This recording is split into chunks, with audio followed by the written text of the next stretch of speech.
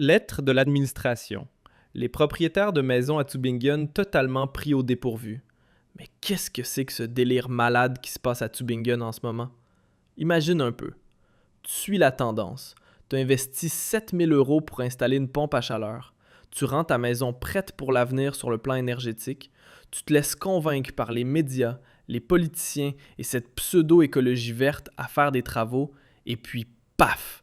Tu reçois une lettre. 3332 € s'il vous plaît, pour le démantèlement de ton raccordement au gaz. Comme ça, sans discussion, sans explication préalable, juste un avis. Et voilà un petit clin d'œil à ceux qui, à l'évocation du mot technologie de demain, ne pensent pas à de nouveaux modèles d'escroquerie. Ce n'est pas un hasard, c'est un calcul politique.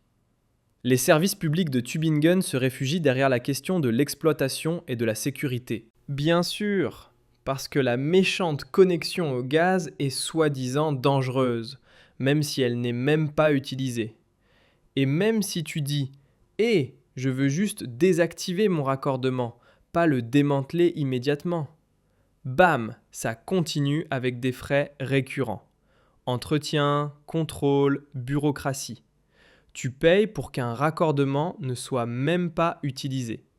Bienvenue dans la République verte de la plaisanterie. Ce qui est complètement passé inaperçu, c'est que le démantèlement ne te coûte pas seulement plus de 3000 € une seule fois. Non, si tu ne payes pas, tu dois t'acquitter chaque année de frais pour des contrôles, des inspections et des normes de sécurité.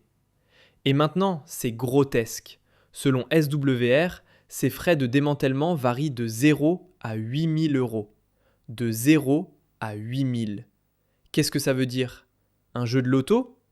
Gagner avec la pompe à chaleur? La faillite incluse. Mais c'est encore mieux, car pendant que le citoyen allemand se convertit docilement à la pompe à chaleur, les politiciens, avec leurs experts de think tanks du DIW et autres, ont déjà prévu de mini-réacteurs nucléaires dans le pays voisin, directement à la frontière de l'Allemagne.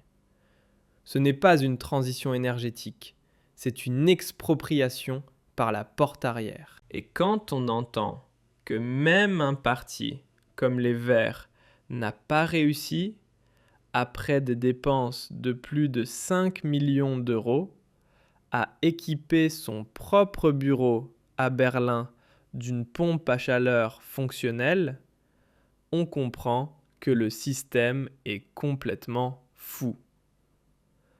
On se demande alors si même les Verts échouent avec leur propre technologie, pourquoi les citoyens devraient-ils en pâtir?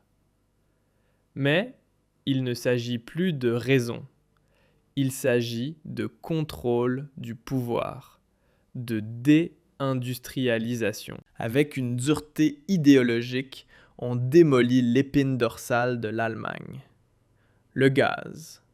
L'énergie nucléaire morte, le réseau électrique saturé et la solution, des pompes à chaleur qui échouent par température négative, qui peuvent exploser si l'électricité coupe, totalement dépendantes du prix de l'électricité et de la politique énergétique en ruine de l'Allemagne. Et lorsque le prix de l'électricité s'envole, quand un hiver rigoureux revient, quand des coupures de courant menacent, la future énergétique est morte. On se retrouve là, gelé, endetté jusqu'au cou, mais idéologiquement pur. Bravo, voilà le plan. C'est la réalité de l'Allemagne verte en 2026. Et pendant que Friedrich Marx mène une offensive énergétique à Berlin, lançant des appels d'offres pour d'énormes parcs éoliens offshore en mer du Nord, à peine une entreprise veut y participer, même avec des subventions à n'en plus finir. Pourquoi? Parce que les bases manquent, parce que la confiance manque, parce que cette politique est un château de cartes, et tout le monde sait qu'il va s'effondrer bientôt. Un salut aux amis de la pensée critique. Ce n'était que le début. Petite remarque personnelle. Notre portée est limitée. Un abonnement, un like ou une cloche activée aidera à ce que de telles vidéos ne disparaissent pas. Mais maintenant, ça devient vraiment amer, Car si tu penses que c'est un problème local à Tübingen, tu te trompes lourdement. Ce modèle, ce principe perfide, est en train d'être testé à l'échelle nationale. Tübingen est l'essai. Ici, on teste jusqu'où on peut exploiter les citoyens avant qu'ils ne se révoltent.